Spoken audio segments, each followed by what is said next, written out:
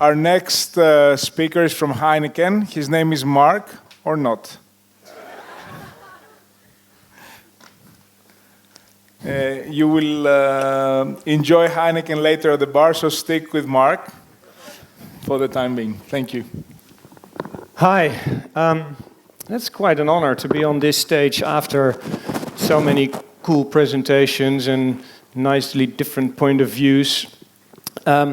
I don't work in advertising. I'm a designer, and I'm one of those nasty clients.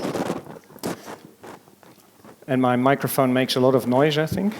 I'll still try to give you a sort of engaging and entertaining presentation about how we treat design and concept development in Heineken. Around the theme, how creativity and design keeps an old brand young. Heineken is a very old brand, 1873, and actually in a pretty special situation because it's one of the very few brands that sells one product. We sell lager beer, I guess you know it, and that's what we sell. We didn't do any line extensions, we just sell lager beer.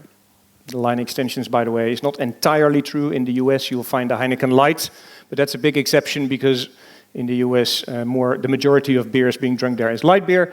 In the rest of the world, we sell one product, lager beer.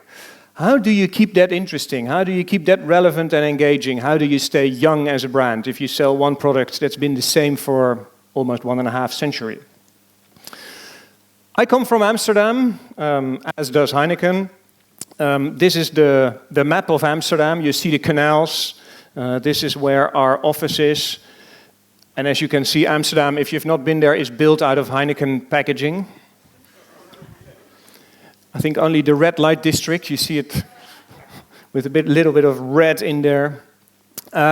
This is where the brand was born. This is where I live. This is where I'm part of the global Heineken brand team responsible for design. That starts with packaging, that starts with logos, bottles, labels, cans, and stuff like that.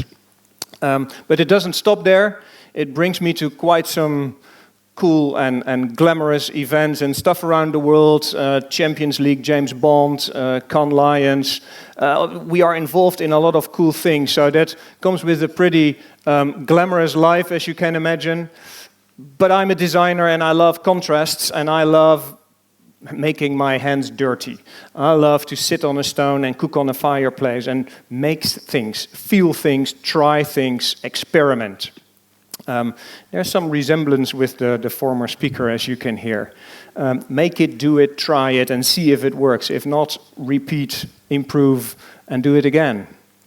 An old brand, established in 1873, 4 generations ago. This is Mr. Gerard Adriaan Heineken. He founded the brewery, and this is his granddaughter, the current owner of the majority of Heineken, Mrs. Heineken. This is the old brewery back then. That's still where our offices are nowadays. And I'll explain a little bit about history, but then also quickly jump to the current and show you some new things we're doing. But to explain the role of design for a brand like Heineken worldwide, I'll first go a little bit in history because it's rooted in our DNA. It's not a recent invention because we've been reading in marketing books that design is also important and that your packaging in the shopper journey is sending that message in the 0.2 seconds that you have, etc., etc. It is somewhere in our roots, in our DNA.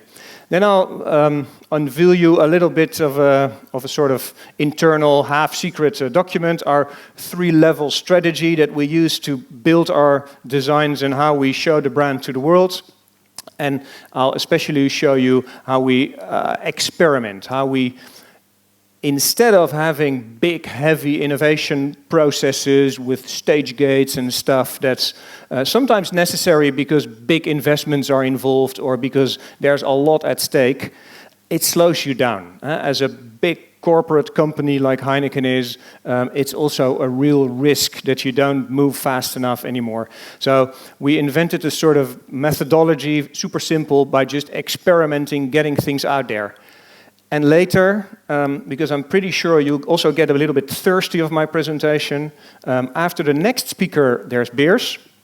There are a lot of beers, and they're really good cold in very special cans, and you will be part of a live experiment. We prototyped something that at the drinks after the next speaker will be a world premiere test. And it's even that special that we don't have enough prototypes for all of you, so I don't want to cause a bar run, but if you're quick, you can be part of our test and experiment, and we're going to see if what we invented works. I'll talk about that a little bit later. First, rooted in the DNA. Back in the 19th century, Gerard Heineken had the quest to develop a better beer than that was around. All the beers in Amsterdam and the surroundings were high fermentation beers, not very consistent in quality. You never knew really what you got and whether you get ill from it or not and whether it tasted well or not. So he wanted to brew a bright, clean, consistent, high quality beer. After a couple of years he succeeded. And he thought, I'm now so proud of my new gentleman's beer instead of all the workers' class beers, because beer was a working class drink, that he thought, I want my brand, well, I don't think he said, I want my brand. I want my product, I want my beer in the bottle to stand out from the crowd, from all the other beers. In those days, all beers were in brown bottles, and he started searching for a green bottle, and he found a green bottle. I'll make it slightly larger, and he put his label on it. It said Heineken in the top, and that was one of the very first green beer bottles in the world. And that, in fact, enabled him to stand out from all the average quality beers in brown bottles, and that enabled him to start exporting, to bring his beer to Paris, to the Folies Bergère, that was one of our first foreign clients, actually, to bring it to London. In itself, a crazy idea, because every city of the world, every little village of the world had its own brewery, breweries in plural. I mean, often even at almost every corner of the street there was a brewery. So exporting beer was a totally crazy idea, but he was stubborn and he started doing it. Because he thought, my beer is so good, and in this beautiful green bottle, people will buy it and are prepared to pay a little bit more for it, a premium. And that's in fact the invention of the business model of premium beers as we know it nowadays. We're not the only green bottle anymore. Of course, there's been a lot of following and copying going on, to put it mildly arrogant. But we take that as a compliment, and we'll stay green forever, of course, anyway. And in fact, what Gerard Adriaan did there was avant la lettre, because I think marketing books didn't really exist then yet, although I just learned that the AIDA model is from 1899, I think, so that's extremely old. But what he in fact realized subconsciously is, if you have a product that is difficult to separate from other products, is difficult to recognize the quality, it's difficult to see the difference between the different beers, that if you're not careful, the P of price will be the only differentiation, and you will get into a negative price spiral. Well, and that's all our business, is to avoid that negative price spiral, and through design, through innovation, through branding, advertising, sponsoring, etc., make sure that you're in a positive mode and that you create something that's unique, that's desirable, that's emotional, and that at the end of the day, people are prepared to pay more for. I mean, and that pays our salaries, obviously. The bottle is on purpose at the center there, because that is the point of recognition, that represents the brand, but of course it is much more. It is the entire experience, it's everything that we create around it, whether it's design or sponsorships, activations, you name it. I mean, that's a whole world. And remember, this is one product, it's just lager beer, and maybe because of that, over time we became pretty inventive in making more of that, inventing new serving rituals, inventing experiences to make that beer really special and to make that shine. I also want to show you, and that's maybe to make the point that innovation and this thinking is rooted in our DNA, show you an old innovation example of the 60s. We call it the WOBO, the World Bottle. And that's a bottle that Freddie Heineken, the third generation, invented himself together with an architect. He executed it. He visited the Caribbean and he saw a lot of litter, empty bottles, rubbish on the streets. And a lot of those bottles actually were Heineken beer bottles already back in those days in the 60s. And he saw people living in very poor housing, like almost carton boxes. So he thought, and this is cradle to cradle or upcycling back in the 60s, what if I design a bottle that also works as a brick so that you can build houses from it? So you see that in the bottom of one bottle, of all these bottles, there is this sort of hole, the sole of the bottle, is that the word? So the neck of the other one fits in it. You have two flat sides, and you can, with some cement, you can build walls and houses from it. A brilliant idea, but a big failure. This didn't work. Well, you had to drink a lot of beer to build a house like this. And then, especially in the tropics, it becomes extremely hot in that house. I think you can solve that one relatively easy by filling them with sand. Or the biggest problem was the two flat sides. That doesn't work with beer because there's carbonation in it, there's the CO2, and that pressure is so high that you cannot have flat sides in a bottle. The pressure pushes it into a circle, into a cylinder. So half of these bottles started exploding, and I mean that's really dangerous. You don't want that. So we have a nice old batch of old empty bottles in the office, and we take very good care of them. But to show you this failure, yes, innovation comes with failure. Try it, and then start all over again. And that means, I think that's a good intro, that we are, and still will be into the future, always thirsty for creativity. We need creativity to keep that Heineken lager beer that will never change interesting and engaging. And that's why we like to engage with creative audiences like yourself. That's why my Greek colleagues went through creating a special Ermis Awards can and provide you beers tonight and tomorrow night.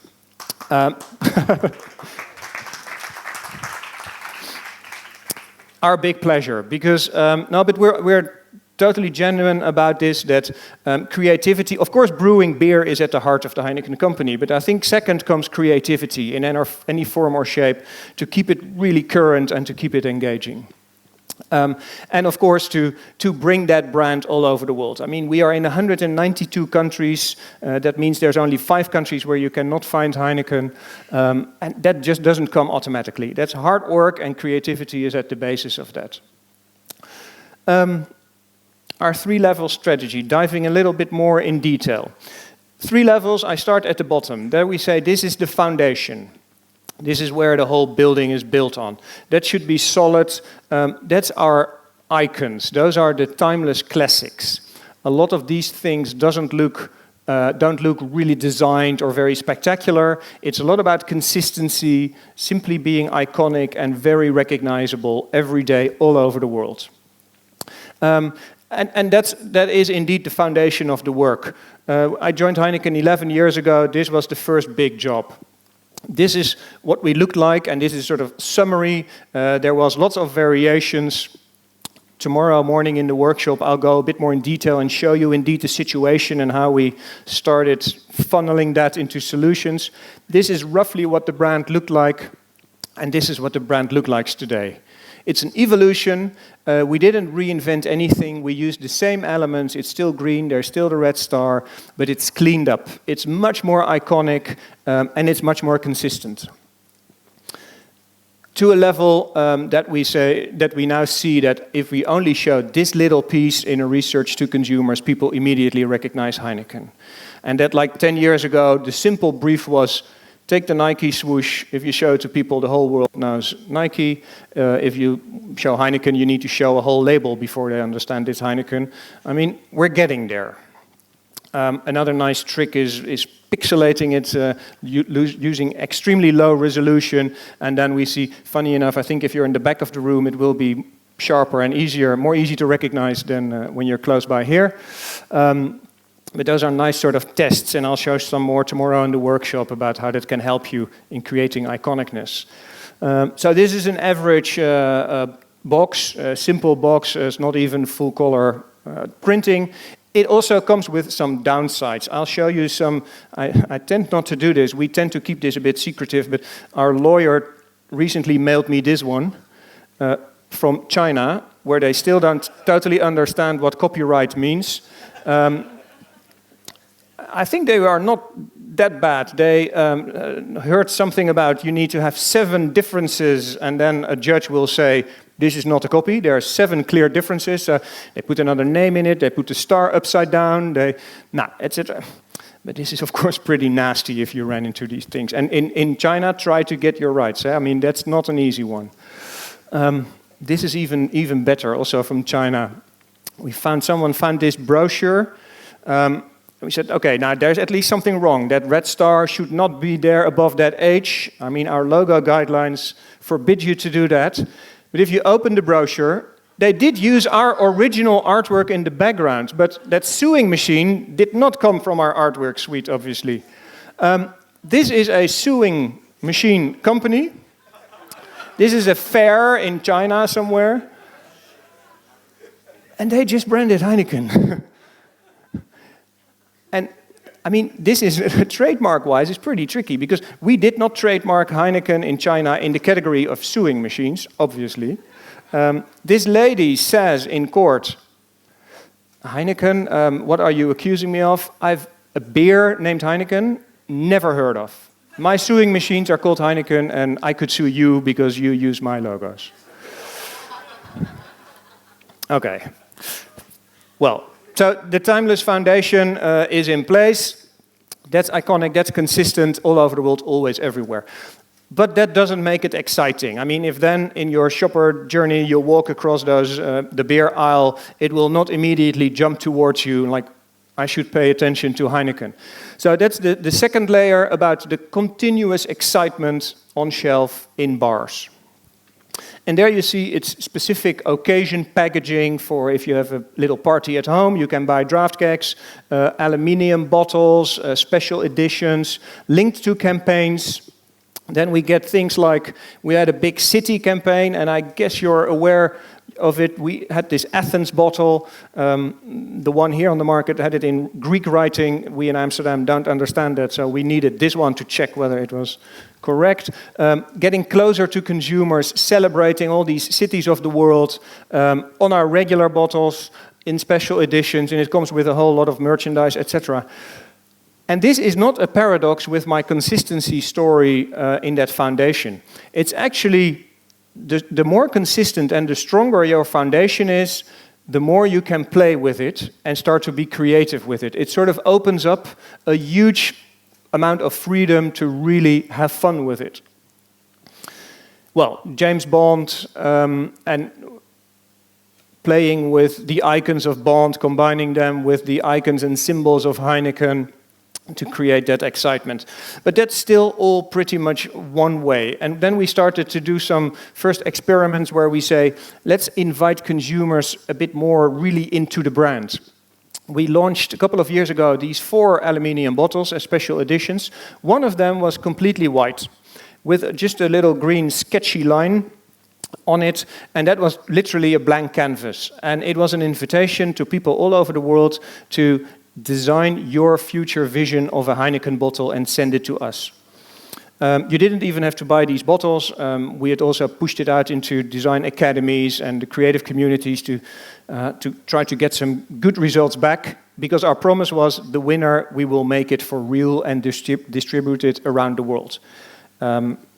And of course, the risk is that you only get crap, and then you don't want to make that. So we wanted to get some good stuff in. And there is a lot of crap, but there were also some really good ones. It's also, by the way, the bad stuff is a nice sort of consumer research, because you start seeing what consumers do with your brand, how they start playing with it. But this one we fell in love with. This was a young guy, a young designer, just graduating in Mexico, Rodolfo. And he came with the idea. It was the theme of the brief was connecting people around the world since 140 years and for the next 140 years to come. And he pushed the continents of the world together into our red star. Well, we indeed created the bottle, and it was all over the world. We translated it into our regular bottles. It was, this is New York City. I mean, it was everywhere. It was on the cover of our annual report.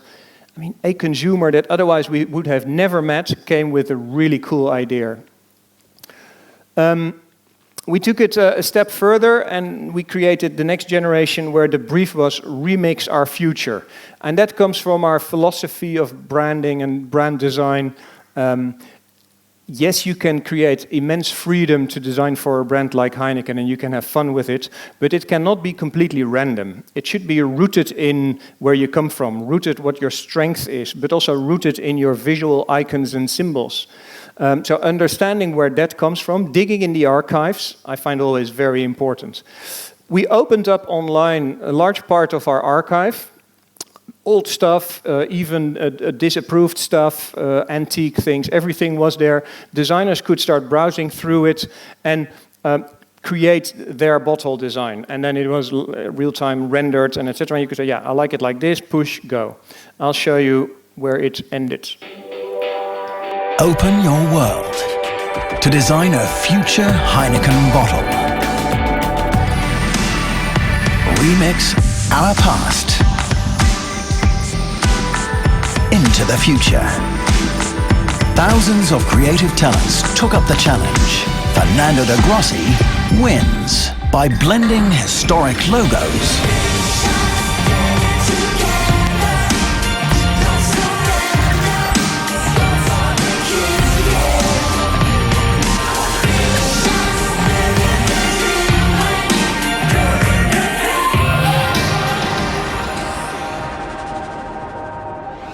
forming the star as a beacon, looking forward to next legendary moments. So what he very cleverly did is he took these 5 old historic logos from the past and he sort of made them together into this time travel around that red star, unveiling that red star. And for us, it really opened the idea that young talent and design in itself is a fantastic topic area of engagement. And even to the level that we say design is bringing the premiumness of this era.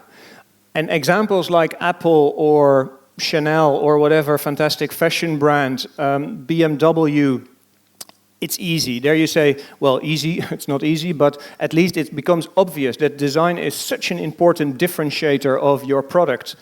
But these guys design products. We cannot design the beer itself, so we can design around it. And it's not just true for premium or ultra-premium brands. I mean, it's also H&M and IKEA. Design thinking, the design process is at the heart of their business success. So that's why we installed the 3rd level, and you should see a bit of proportions of it. Of course, the majority is in the foundation. Let's say 80% is here, 20% is in those activations and campaigns, and then maybe 1% is up there. But that is where, inspired by the concept car of the car industry or the haute couture fashion shows in fashion, that is where the new ideas often are born. So this is where we put those sort of design contests, and this is where we put our explicit experimentation with new stuff. Open up to experiment. We called it Open Design Explorations, and we said this is for us a platform in which we want to invent, develop a sort of vision of the future. Not the vision of the future. I don't think we can claim that we have the vision of the future, but at least a vision to try and see where we can improve and do new things. We work with a lot of young talents again from cities around the world. In each iteration, we select young people from 4 cities, from different design disciplines. It can be architecture, fashion, product design, graphic, interaction, etc. And we start working with them. Of course, we meet them, we go to those cities, we go out, we have beers, we start the brainstorming, and then we start sketching. I mean, online you can, of course, build beautiful hubs, and the guys from Sao Paulo can work with the guys from Milan, etc., etc. We orchestrate that a bit. I don't know if Caroline from my team is in the room. She is usually orchestrating that and making sure that it funnels and that in the end it is a sort of coherent concept and doesn't go in all directions. And this was the first one that we launched at the Design Week in Milan. the Salone del Mobile, and that was a club. And what you see is some nice photos of interactive bars, of big TV screens made out of empty Heineken bottles, DJ booth with video mapping, fashion, trays, etc., etc. High tech, low tech, everything prototype, everything 3D printed, etc. And not just as a museum, but just it works. I mean, people went there, had beers, there was a DJ playing, it was great fun. And that's a fantastic experiment. That's a sort of creative playground laboratory for us. But of course, it becomes interesting if you get learnings from it and if you can take the best stuff and implement it around the world. Well, what you see is some examples from Bucharest or Budapest. I'm not sure. I think that's Bucharest. Rooftop bar in Singapore. I mean, in different parts of the world, in our Designed for the Night concept, it has been implemented. What is invented by those young designers? Look at the lady up there. She's having, from the fashion designers, a fantastic bracelet. But if you look underneath it, there is an opener. She went through the crowd with this tray. Normally, if you have a tray and an opener, you cannot open a bottle because you need a third hand. Here, the bottles are stuck in the sockets. She can, with her hand, open the bottles. Typical example of cross-pollination. If we would have had only fashion designers or a brief with only product designers, I think we would have never invented this. This was people inspiring each other. Now, so it exploded into a whole sort of nightlife concept with this aluminium bottle at the core of it. Daylight, it looks like this, fresh aluminium, a little bit of an icy effect on it, nice green branding all around it, pretty subtle. And then at night, under the black lights, under the UV lights, you saw different colors and this origami pattern unveiling. So in the meantime, everywhere in the world, in sort of high-end outlets, you'll find these aluminium bottles. And then once you create this concept club, concept lounge bar to try out stuff, you've created literally a creative playground for yourself. And then you can use that as well to test other sorts of innovations. We worked with our digital colleagues who had the ambition to develop mobile innovations, like what can we do with mobile technology and social media and everything. Usually that goes to pretty long stage gate models, but especially in this, at this time, in this field of innovation, digital, social media, you need to be super fast. Otherwise, once you've been taking 1.5 years to develop it, you're too late by definition anyway. So we said, let's use the lean startup approach. Let's go very fast. Think of something, prototype it, test it, improve it. Go through that circle as quick and as often as you can. This is what happened with the mobile innovation. Spirits and champagne brands have taken the spotlight in nightclubs and cool lounges. With sparklers and torches, that's so last year. So with the latest technology and a startup approach, we set to develop Heineken's newest mobile innovation to uplift the beer moment and make Heineken stand out again. We debuted it at Heineken's Lounge of the Future exhibition during Milan's Design Week, amongst the leaders of design, technology and innovation, just 10 weeks after project kickoff. But instead of asking people to get their phones out, we surprised them with something totally new. Introducing Heineken Ignite, a smart bottle to reinvent your night out. The bottle ignites when people cheers. It sparks when they take a sip. Takes a rest when you put it down. And when the DJ cranks it up, every bottle dances to the rhythm of the beat and becomes part of the party.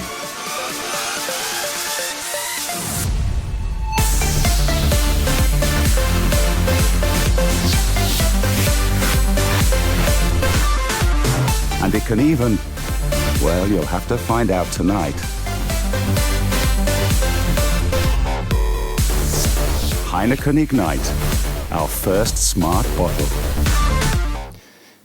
Now, you can imagine that this little unit was a little bit expensive, and you cannot put it under each bottle in each six-pack or crate. But trust us, of course, this kick-started our thinking, and smart packaging is all over the place, of course. So a really nice case to elaborate further on. Pop-up City Lounge, this is our latest iteration of our Vision of the Future project. You'll see we explored a whole new style, not so much clubbing and dancing, but now much more relaxed, much more laid back, the Pop-up City Lounge.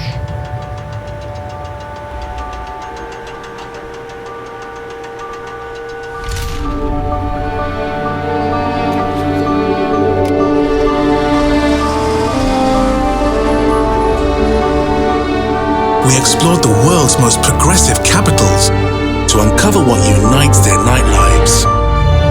We connected with the brightest design minds of our generation. We studied cultural diversity in New York and hospitality in Singapore. We learned about craft in Mexico City and upcycling in Warsaw. Our goal? To unravel the design DNA of a great night out. The result? The Heineken Pop-Up City Lounge. Two 40-foot containers that can pop up anywhere unexpectedly. Inspired by thousands of ideas from consumers and turned into concepts by 20 talented designers.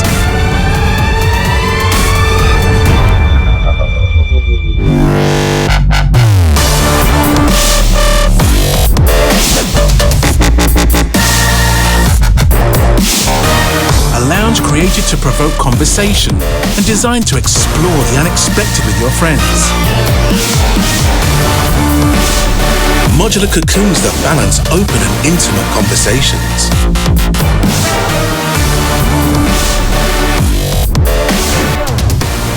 Intriguing flavor combinations that challenge the senses. Radical new drink rituals that invite collective discovery. Extraordinary drinks served in playfully theatrical ways. We didn't invent the urban lounge, we just transformed it into something new. The Heineken Pop-Up City Lounge, coming soon to a city near you. Now, you see, through all different touch points, try to reinvent everything again, recycling a lot of empty packaging and everything, pairing beer with food, with snacks, with sort of fancy tastes. And this is the first time we're indeed touching the beer itself. So this is with infusions, this is with special sort of scented smoke that we first fill the glass with. So you have a sort of burnt chocolate smell, and then the fresh beer goes in. And that combination is a sort of magic. Hoptails, as we call these cocktails. You still recognize the beer in it. It still looks more or less a bit like beer, but it opens a whole new range of taste sensations. The funny thing is of doing a small experiment like this is, I mean, our CEO and even our chief commercial officer was not really aware of this. So you can imagine I was slightly nervous because I thought this is going to go viral if Heineken is all of a sudden going to not be that sacred about their beer anymore, but mix it with stuff, etc. Well, actually, lucky enough, they loved it. And our Mr. Heineken, the current generation, at one of the latest gatherings that we had, was drinking hoptails at the bar all evening, literally. He loved it. So, I mean, sometimes indeed it is about taking a risk.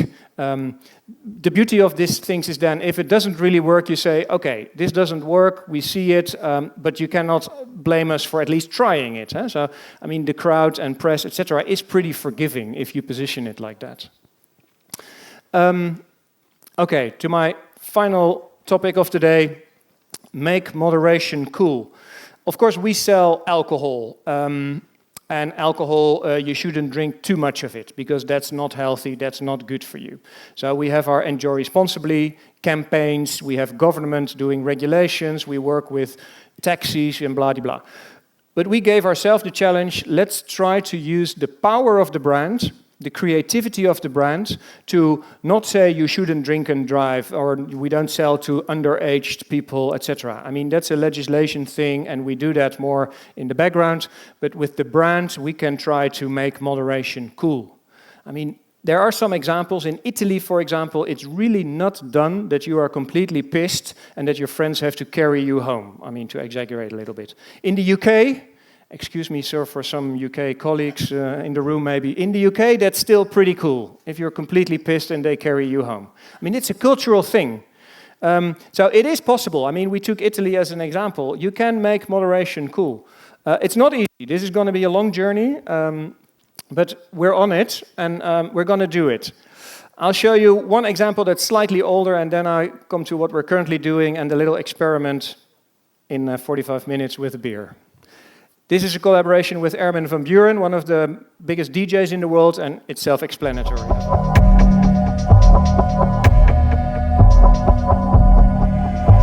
Music can provide a natural high. DJs are responsible for giving you that high. If you as a DJ are boring, people need other stuff to be excited.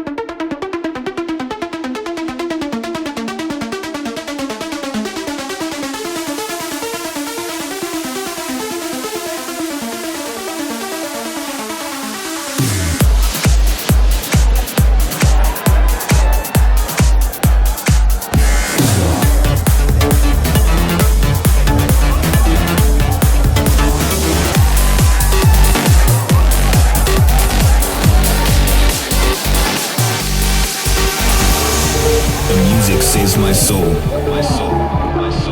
The beat saves my life. Tonight, the DJ saves my night.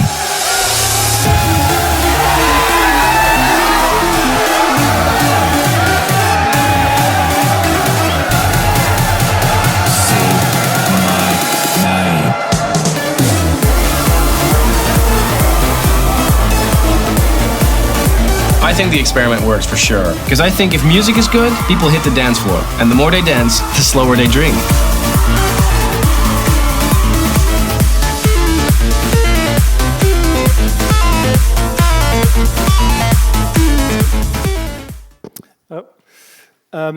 And yes, of course, we wanna sell a lot of beer. I mean, for us, it's also about growing the business, etc. But we do not want people binge drinking. We want people to drink responsibly and in moderation, because for us, that's the license to operate. That's the only way that we can do this business for the next 140 years. Otherwise, governments will regulate stronger and stronger. So this is a genuine thing, although it might look a little bit paradox. And I'll show you our latest activity. And it's based on this insight. Man in the room. Often you guys think that drinking quite a lot makes me more successful with the girls.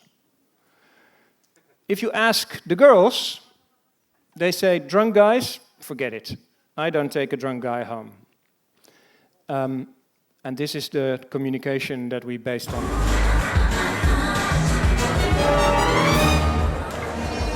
Where have all the good men gone? And where are all the gods? Where's the streetwise Hercules to fight the rising odds? Isn't there a white knight upon a fiery steed? Late at night I toss and turn and I dream of what I need.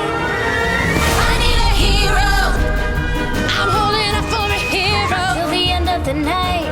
He's got to be strong, and he's gotta be fast, and he's gotta be fresh from the fight. I need a hero. I'm holding out for a hero till the morning light. He's gotta be sure, and it's gotta be soon, and he's gotta be larger than life. Larger than life.